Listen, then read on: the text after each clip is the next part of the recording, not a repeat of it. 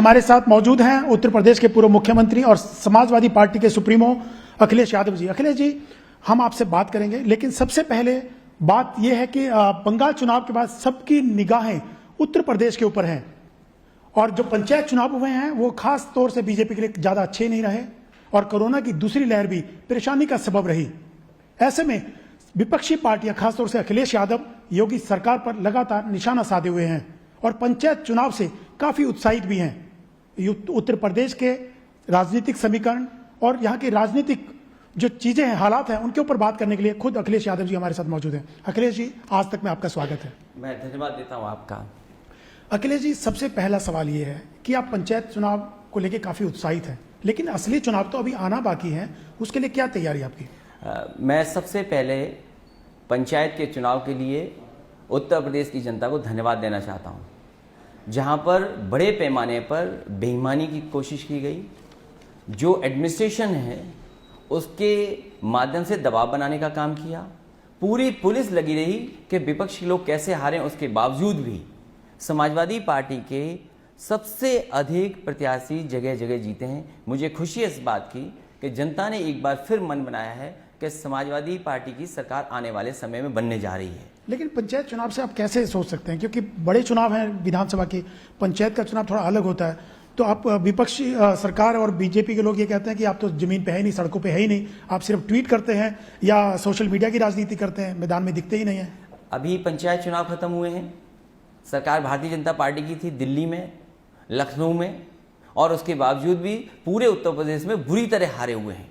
और हालांकि पंचायत का अध्यक्ष का चुनाव आ गया है, जो कुछ अपनाया जा सकता है, लोकतंत्र की सबसे खराब चीज़ों को अपनाने का काम भारतीय जनता पार्टी कर रही है। जगह जगह पुलिस से झूठे मुकदमे लगा रही हैं, पैसे का लालच दे रहे हैं, और उसके बावजूद भी जनता उनके साथ नहीं है, सदस्य उनके साथ नहीं है, लेकिन दबाव बना करके चुनाव जीतना चाहते हैं। मैं ये कह सकता हूं कि जिस तरीके से जनता परेशान हुई है कोविड के ज़माने में, कोविड को लेकर के जो व्यवस्था सरकार को करनी चाहिए थी वो नहीं की। जनता को अनाथ छोड़ दिया सरकार ने और लोगों को अपना इंतजाम खुद करना पड़ा। जो ऑक्सीजन नहीं पर्याप्त मिल पाई, दवाई नहीं मिल पाई, बिस्तर नहीं मिल पाए, लोग सड़कों पे घूमते रहे, लोग अस्पताल न पहुंच नहीं पाए, जान पहले चली गई। और कई परिवार ऐसे हैं जिनकी न जाने कितने सदस्यों की जान गई है। हम जानते हैं, बुंदेलखंड में देख लीजिए, उत्तर प्रदेश के किसी हिस्से में देख लीजिए, लोग परेशान हैं आज महंगाई से, लोग परेशान हैं सरकार की नाकामी से। आखिरकार कैसे छिपाएंगे नाकामी? तो ये जो पंचायत के चुनाव हुए हैं, ये सही है कि पंचायत के चुनाव हैं, लेकिन कहीं ना कहीं जनता का मन पता लग गया है। इसीलिए आपने देखा होगा दिल्ली से लखनऊ तक मीटिंगें होती रहीं। मुख्यमंत्री जी खुद अपनी परेशानी में हैं, सरकार परेशानी में है। कभी दिल्ली वाले लखनऊ चक्कर लगा रहे हैं, कभी लखनऊ वाले दिल्ली में चक्कर लगा रहे हैं। तो ये केवल पंचायत के चुनाव का असर है। और मैं आपको यकीन दिलाता हूं, उत्तर प्रदेश की जनता भारतीय जनता पार्टी को सबक सिखाने के लिए तैयार है। लेकिन अखिलेश जी, आप इतना हल्के में उनको ले रहे हैं। 3 बड़े चुनाव जीते, 2 लोकसभा के जीते, 1 विधानसभा का यूपी का जीता। तो आप अपनी तैयारी के बलबूते ऐसा कह रहे हैं या उनके वजह से आपको लगता है कि आपकी सरकार आएगी?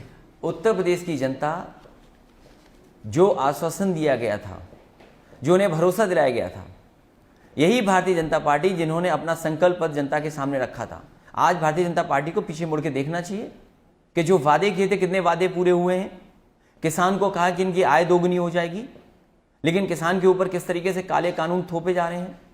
मैं ये जानना चाहता हूं कि किसानों की कितनी आय दोगुनी हो गई, किस फसल की आय दोगुनी हो गई। पूरा किसान इंतजार करता रह गया। मंडियां जहां पर किसानों को कम से कम सुविधा मिल रही थी, जाकर के अपनी फसल की कीमत ले सकते थे, आज मंडियों की दुर्दशा क्या है? सब मंडियां बंदी के कगार पे हैं। और जो कानून लागू हो जाएंगे उसके बाद किसान की आय कैसे दोगुनी हो जाएगी? कौन पूछेगा किसान को? आज बताइए, सरसों का तेल कितना महंगा हो गया और किसान से सरसों किस भाव खरीदी जा रही है। आज बाजार में लगातार आटे की कीमत बढ़ती चली जा रही है। जितने भी आटे से चीजें बनी उसकी कीमत बढ़ती चली जा रही है, लेकिन गेहूं क्या किसान का खरीद पाए? क्या इससे पहले धान खरीद कर ली सरकार ने? हमारे उत्तर प्रदेश का डेयरी सेक्टर इतना स्ट्रॉन्ग, जो हमारी इकोनॉमी और उत्तर प्रदेश की अर्थव्यवस्था ठीक करता है, आज डेयरी सेक्टर को खत्म कर दिया इन्होंने। पर अखिलेश जी, सवाल ये उठता है कि कोरोना काल में आप सरकार पर हमलावर रहे, अगर आपकी सरकार होती तो आप क्या करते? क्या ऐसी आप निपट पाते उतना? अब जहां तक समाजवादी पार्टी की देन है उत्तर प्रदेश की जनता के लिए, मैं जानना चाहता हूं उत्तर प्रदेश के मुख्यमंत्री निकले बाहर, किस अस्पताल में गए? जो समाजवादी सरकारों में बने हुए अस्पताल हैं उन्हीं का निरीक्षण किया जा करके। कोविड में सबसे ज्यादा काम अगर कोई अस्पताल आए हैं तो समाजवादी सरकार के बने हुए अस्पताल काम आए। 108, 102 एम्बुलेंस जो उत्तर प्रदेश में लागू थी, समाजवादी सरकार में संख्या बढ़ा दी थी, वही एम्बुलेंस काम आई। मैं इनसे जानना चाहता हूं कि आखिरकार उत्तर प्रदेश के स्वास्थ्य को लेकर के कितनी चिंता थी। कोविड में बहुत समय मिला सरकार को, टीम 11 बनाई गई, सबसे महत्वपूर्ण अधिकारी बैठे टीम 11 में। लेकिन योगी जी तो ये कह रहे हैं कि उनकी जो प्रशंसा पूरी दुनिया भर में हो रही है उनके काम को लेकर के, जिस ढंग से कोरोना को कंट्रोल किया गया। हमारे मुख्यमंत्री जी को यह पता ही नहीं है कि विज्ञापन देकर के प्रशंसा हो रही है। उन्हें कम से कम ये तो पता करना चाहिए कि कहीं ऐसा तो नहीं कि विज्ञापन देकर के उनकी प्रशंसा हो रही हो। लेकिन अखिलेश जी, सवाल तो आपके ऊपर भी उठता है कि आपने जो बयान दिया कि ये बीजेपी की वैक्सीन है, उसको लेके भ्रम की स्थिति बनी, लोगों में गलत फहमियां हुई और लोग भ्रमित हुए। लेकिन उसके बाद आपके पिता नेताजी मुलायम सिंह जी ने वैक्सीन लगवाई, तब आपको क्या लगा, आपका क्या रिएक्शन उसके ऊपर? तो आपने उनको कहा नहीं है तो बीजेपी की वैक्सीन है? जिस समय ये कहा गया था उस समय कई परीक्षण वैक्सीन के नहीं हुए थे, और केवल मैंने सवाल नहीं खड़ा किया था, बहुत सारे जो एक्सपर्ट हैं उन्होंने खड़ा किया था। उसके बाद लगातार मेरा कहना, समाजवादी पार्टी का मानना है कि लोग ज़्यादा से ज़्यादा वैक्सीन लगाएं। सरकार आखिरकार फ्री क्यों नहीं उपलब्ध करा पा रही थी? और फिर पर्याप्त वैक्सीन क्यों नहीं है सरकार के पास? जब सरकार को तैयारी करनी थी वैक्सीन की, तो वैक्सीन की तैयारी क्यों नहीं की? आज दुनिया में तमाम देशों ने अपने पूरे के पूरे नागरिकों को वैक्सीन लगा दी, लेकिन क्या है, आप वैक्सीन नहीं लगा पाए। तो अब आपका कहना है कि वैक्सीन लगवानी चाहिए लोगों को। और मैं कोई एक व्यक्ति नहीं हूं जो छूट गया हूं। मैं उन भारतीय जनता पार्टी और सरकार को भरोसा दिलाना चाहता हूं कि मैं आखिरी आदमी हूंगा जब ये पूरे देश के गरीबों को लगा दें वैक्सीन, उत्तर प्रदेश की जनता को वैक्सीन लगा दें, और जब आखिरी बचेगा तो मैं जाकर के वैक्सीन लगवा लूंगा। मतलब आप क्या वैक्सीन मैं आखिरी आदमी हूं?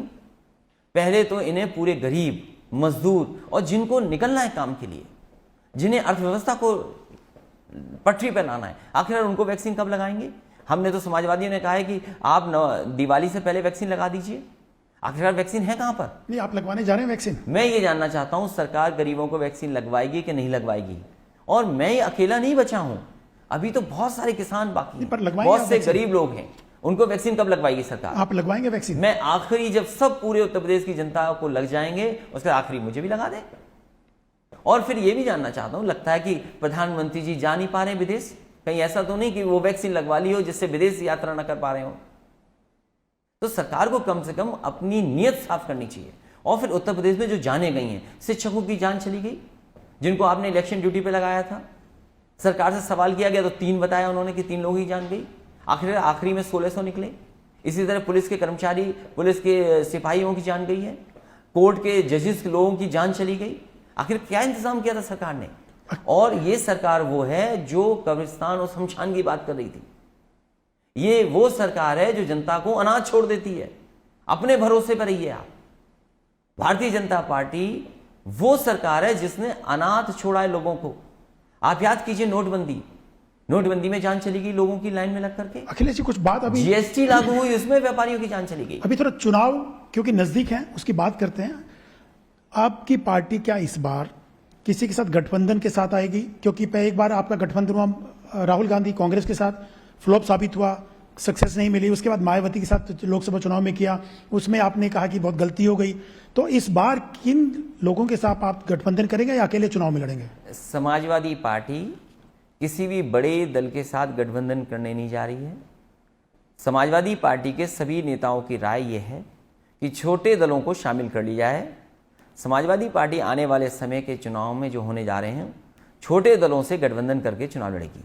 कौन कौन? जयंत चौधरी? समाजवादी पार्टी का गठबंधन पहले से जैन जी के साथ है, आरएलडी समाजवादी पार्टी के साथ है। इसी तरह महान दल के साथ समाजवादी पार्टी है। एक चौहान समाज का एक दल है, संजय चौहान उसके राष्ट्रीय अध्यक्ष हैं, उनके साथ समाजवादी पार्टी का गठबंधन है। तो इसी तरह छोटे दलों को शामिल करने का काम समाजवादी पार्टी लगातार करती रही। मतलब कांग्रेस और बहुजन समाजवादी पार्टी, राहुल गांधी और मायावती, दोनों से तौबा कर लिया आपने? दोनों को ही गठबंधन समाजवादी पार्टी ने किया था। दोनों से ही समाजवादी पार्टी का अनुभव कोई अच्छा नहीं रहा, इसलिए समाजवादी पार्टी ने तय किया कि बड़े दलों के साथ गठबंधन नहीं करेंगे, जो छोटे दल हैं उनको साथ लाने का काम समाजवादी पार्टी करेगी।